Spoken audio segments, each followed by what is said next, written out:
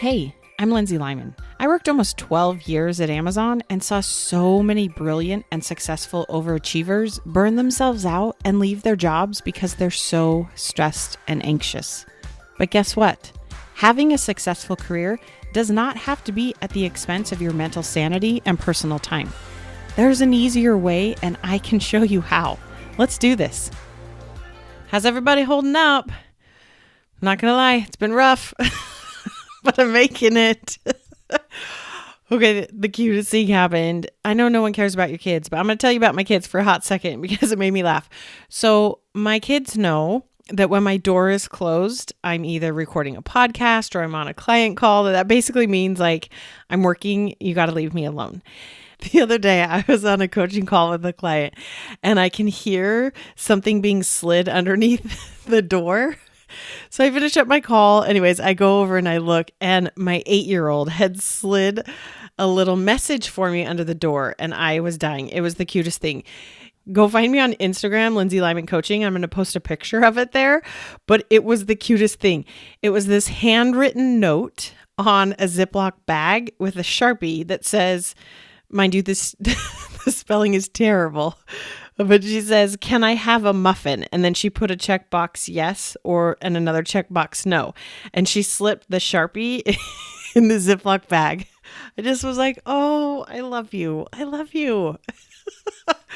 It was so cute and clever. But I was like, dear child, if I can get up out of my chair and select yes or no, I could answer the question for you directly. But I just love watching her little brain work and get creative. I was like, good job, kid.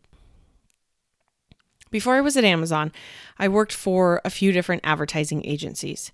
And every one of those agencies that I worked for, and even some of my clients now that work in ad agencies still struggle with this. They all struggled to some extent or another with having like that one big client. And it was great to have this big client. Don't get me wrong. Usually they had worked with them for many years. They were very successful. They have healthy working relationships.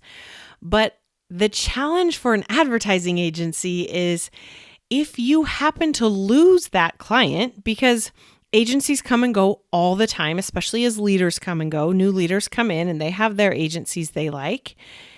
If you lose that big client, you can very easily lose your agency. So there's always this push to keep a diverse portfolio so that you being able to run your agency and make money and be profitable and pay your employees isn't dependent upon just this one big client. But again, it's so hard when you get yourself into that situation because it's actually easier to grow that existing client. You already know the people, you know the process, right? If you're helping them grow, you're going to grow naturally as an agency as well. It's hard to sometimes pull some of your key strategic thinkers off of that big client and have them go and try to drum up new business or to work on other clients. It's scary. It feels really dangerous of like, no, these are our big clients. We got to take care of them. I'm not saying you should do any of those things, but what I think we all agree on is if you don't have income coming in from a diverse enough client base and you're dependent upon that one client, it's real hard because usually the client knows it as well. I kind of think the same concept goes when you're investing financially.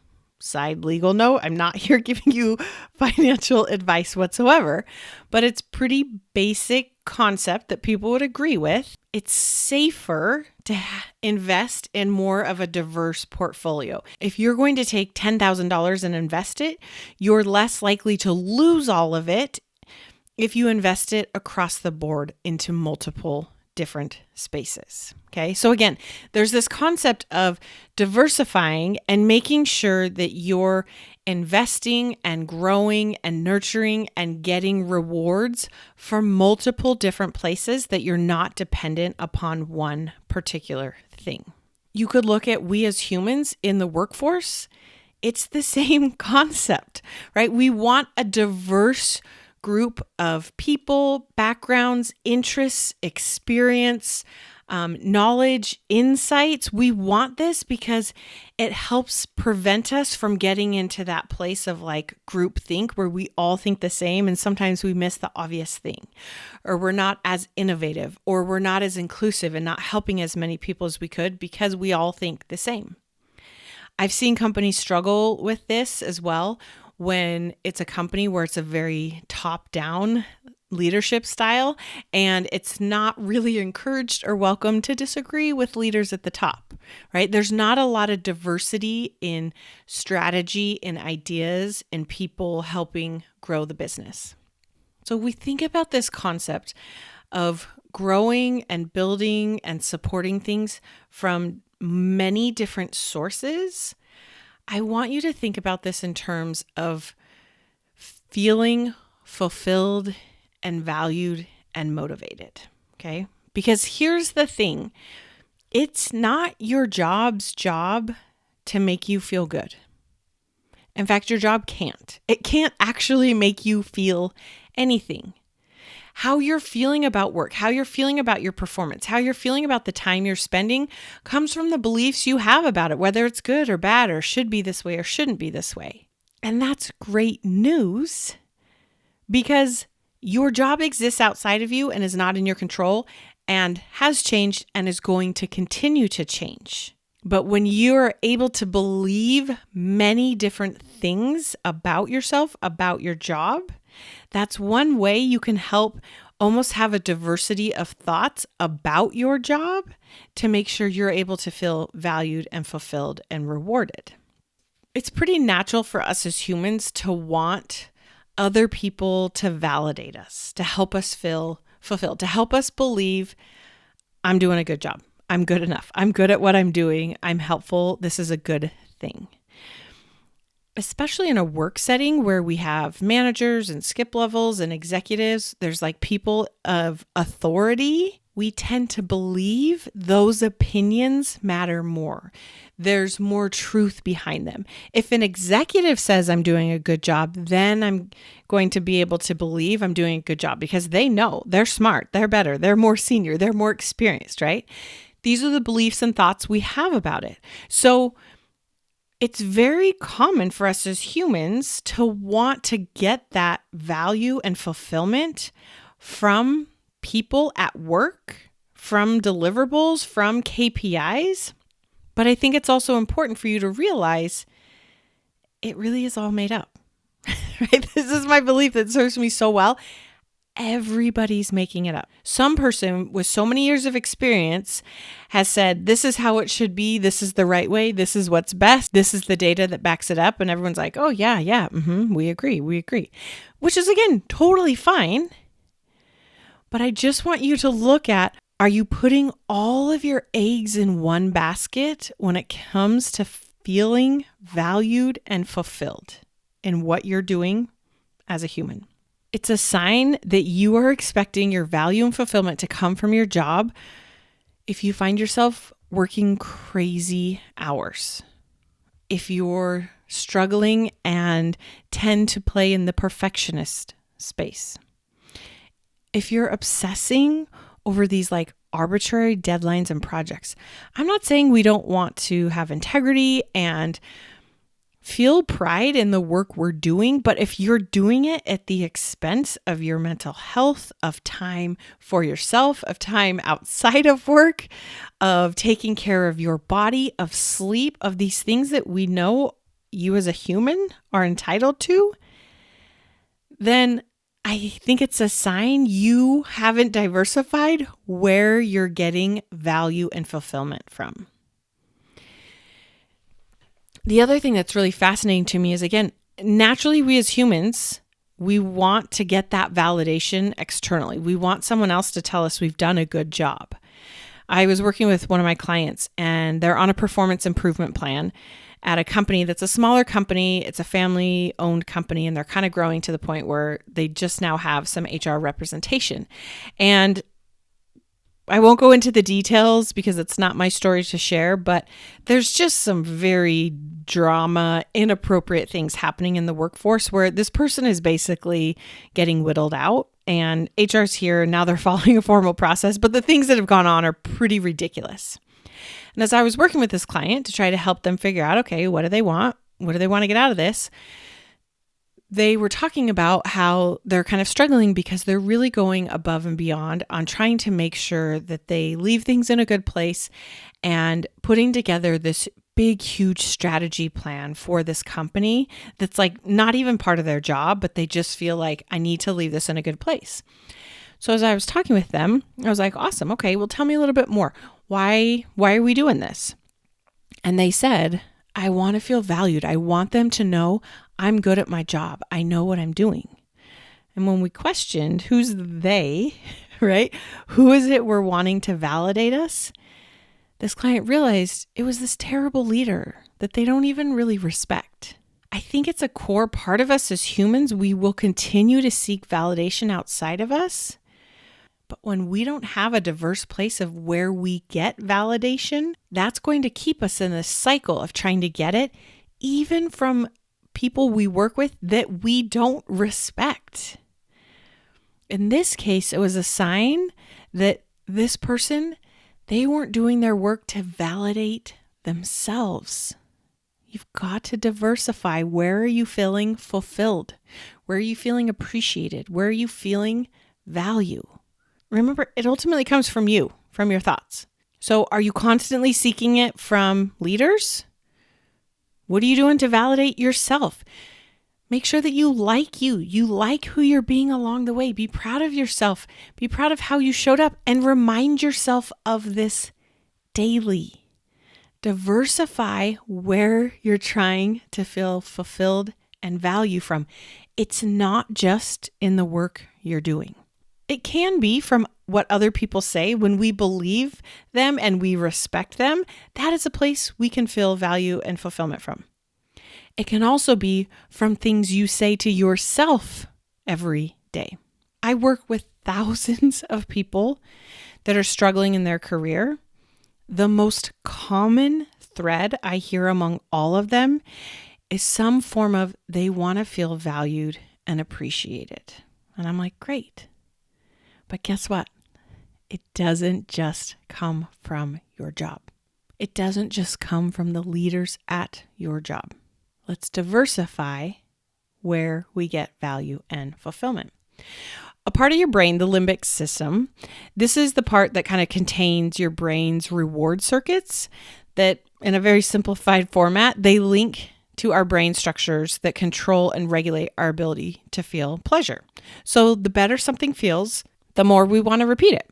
Dr. Kelly Lambert has done a lot of research around the limbic system, and she has identified this circuit she calls the effort-driven reward circuit, where in essence, they have found data that shows the use of our hands, the use of our physical hands activates this pleasure part of our brain. So the effort-driven reward cycle isn't, I just tried this thing really hard and it worked, but particularly when it's something we're doing with our hands, the pleasure we get from it is significantly higher. Many of my clients that want to feel valued and fulfilled, they work a lot. And some of them are extremely successful on paper, and they still don't feel good. But when I talk to them about what are you doing outside of work? What are your hobbies? They're like, I don't know. I don't have time for it. So I'd offer to you to think about as you're trying to diversify where you're feeling fulfillment and value and joy from. Think of things you could do with your hands to do that. Maybe you're going to plant and watch your garden grow. It comes from baking, from DIY projects, from writing poetry, from doing pottery, from rock climbing, right? Things with our hands. When we actually are building things and creating things and using our physical hands, putting forth that effort and creating and doing something gives us that sense of fulfillment, of value, of joy. For me, some of those things are, I love to play the piano. I love to play the guitar. And the weirdest thing I'm into that I just own, because it truly does bring me so much joy, is I love to create felt flowers. They're a little bit tacky. They help me hit my grandma goals I have in life. But I could lock myself in my craft room and spend hours there creating all sorts of different things. And it brings me so much joy. I love it. It feels so good. So my offer to you is to think of ways you can diversify where you're getting fulfillment and value and joy and satisfaction from. And here's kind of some caution of what might come up for you. Just like in that example of an advertising agency, it feels scary to go out and stop spending so much time on that quote unquote big client, which is most likely your job, and to go work on something else. Because if you get joy and value from a lot of different things and you know how to feel fulfilled in many different areas and you get laid off, it's going to be hard. It's going to suck. I'm not going to lie, but you're going to know how to take care of you and stay calm and go find a new job without being panicked. Think of this in terms of perfectionism. Perfectionism, it's a false sense of pleasure. It's not achievable. You're chasing this joy and fulfillment and value that you never reach. Get the joy and fulfillment you can out of the amazing thing you've done and move on. I joke, but I believe it's so true. I always say C's and B's get degrees. Being a perfectionist doesn't make it feel better. It actually makes it feel worse. As people are talking about what they want out of their careers and jobs, again, a very common theme is they want to own things end to end. As we think about this effort-driven reward cycle, I feel like this may play a part in it because when you own it end to end, you're a little bit more in the weeds, you're pushing more of the buttons, and you're able to see the result of the work you've done. Being in a leadership and management space, it's challenging because you're not using your hands. You're not pushing your buttons. I work with a lot of really smart tech employees that are no longer in the code, reviewing things, creating architectures, and they're managing and leading people, and they hate it, right? You're not getting that same reward because they're not using their hands. So just think of, how do you diversify this? Yes, you could go back to being an individual contributor and push buttons again. Awesome. Maybe you don't want to. Maybe you like being a leader and you want to push buttons. Carve out time to push the buttons. Have a pet project for no other reason than it's fun and it brings you joy. Because when you allow yourself to have joy and fun and feel fulfilled, guess what? You're going to be more focused and strategic and a better leader along the way because you're taking care of you. You already feel good. Diversify where you're looking for that value and that fulfillment. If you're trying to feel good about yourself 100% from your kids, when they grow up and move out of the house, it's going to be really hard. If you're trying to feel good about yourself and what you're doing 100% in your relationship with your partner, when things are hard, you're really going to struggle. When you're trying to feel good about yourself and who you are 100% from your job, when it's a rough year and there's layoffs, you're really going to struggle. But again, when you know how to feel joy and fulfillment and value from multiple different avenues of your life, we're not as desperate and scared when one of those avenues shifts and changes, and we're able to still take care of ourselves and do what we need to do to create stability in that part that has changed. So go out there, do some things with your hands, get some hobbies. Yes, I want you to feel good and fulfilled from the work you do all day in your job. But it's going to come from you. Getting a good job from a leader is a cherry on top, but I want it to come from you, and I want you to find diverse other ways to feel valued and appreciated and to believe that you're good enough, because you are 100% good enough exactly as you are today. Why? Because you're a human being. And I personally don't believe you get to define your value. Because you are human, you are 100% worthy. All right, y'all. You're amazing. You got this. We'll talk soon. Hey, wait, real quick before you go. If you're struggling with bad managers or leaders, listen up. I recently did a workshop talking about the 3 steps to deal with a bad manager, and it's gotten so much response and engagement. I'm having a hard time keeping up on replying to people about it. And I want to make sure you get it as well. It's totally free. There's 0 obligation. Click the link in the show notes or go to lindsaylymancoaching.com/badmanager and access this workshop to know the 3 steps to take if you are stuck with a bad manager. You got this. We'll talk soon. If what you're learning from this podcast is helping, this is just the beginning. Each week, I offer a limited number of coffee chats so that you and I can connect one-on-one and talk specifically about what's going on for you. You'll leave this call feeling more hopeful and motivated, but I'm also going to teach you a few things to try right away to get unstuck. Space is very limited and these are free, so grab your spot before they're gone. Click the link in the show notes or go to lindsaylymancoaching.com/chat and sign up today. You got this.